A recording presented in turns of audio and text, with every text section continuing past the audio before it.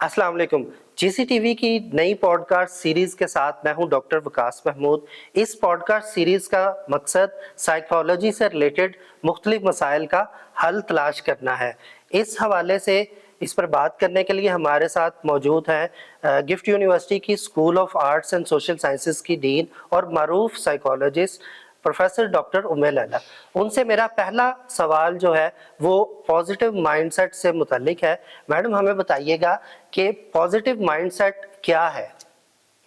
Thank you so much doctor साहब। पहले तो आई एम ग्रेटफुल कि आपने बहुत अच्छा किया कि एक ऐसी सीरीज का आगाज़ किया कि जिसमें हम रोज़मर्रा ज़िंदगी में जो साइकोलॉजिकल इश्यूज़ हैं या जहां उसकी एप्लीकेशन है उससे मुतल्लिक अपने आम आवाम तक कुछ ऐसे सादा अल्फाज में मैसेजेस पहुंचा सकें जो उनकी रोज़मर्रा ज़िंदगी में उनको बहुत फ़ायदा दे सकते हैं। जहाँ तक आपके सवाल का ताल्लुक है कि पॉजिटिव माइंडसेट क्या होता है, तो उससे पहले मैं इस चीज़ को हाईलाइट करना ज़रूरी समझती हूँ कि नेगेटिव माइंडसेट क्या होता है। जी बिल्कुल। अगर हमें ये मालूम पड़ जाए कि नेगेटिव माइंडसेट क्या है तो पॉजिटिव माइंडसेट को समझना हमारे लिए आसान हो जाएगा।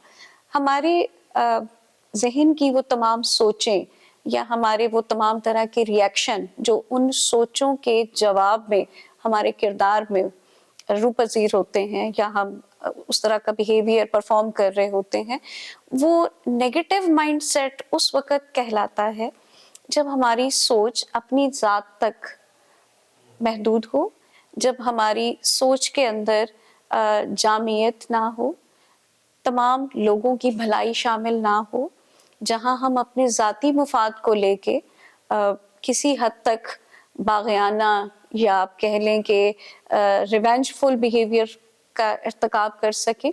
तो ये तमाम चीज़ें मनफी माइंडसेट की मिसालें हैं। पॉजिटिव माइंडसेट ऐसा माइंडसेट होता है कि जहां जो भी कोई बात, जाहिर है कि हम लिविंग बीइंग है, हमारे साथ ज़िंदगी में बहुत सारी चीज़ें वाक़या होती हैं, वाक़यात रूनुमा होते हैं, लोगों के साथ हमारा वास्ता पड़ता है, लेन देन होता है। और अगर हमारा माइंडसेट इस तरह का है कि हम दूसरों की बात को पहले तो उसी कॉन्टेक्स्ट में लें जिसमें वो कही गई है, फिर हम उसकी एप्लीकेशन को देखें कि इससे क्या क्या चीज़ें असरअंदाज हो सकती हैं और सिर्फ उतनी ही जगह पे उसका असर देखें जिस एरिया से वो वाक़या या बात मुंसलिक है, और फिर हम देख सकें कि इसके दूररस नताइज कैसे हो सकते हैं।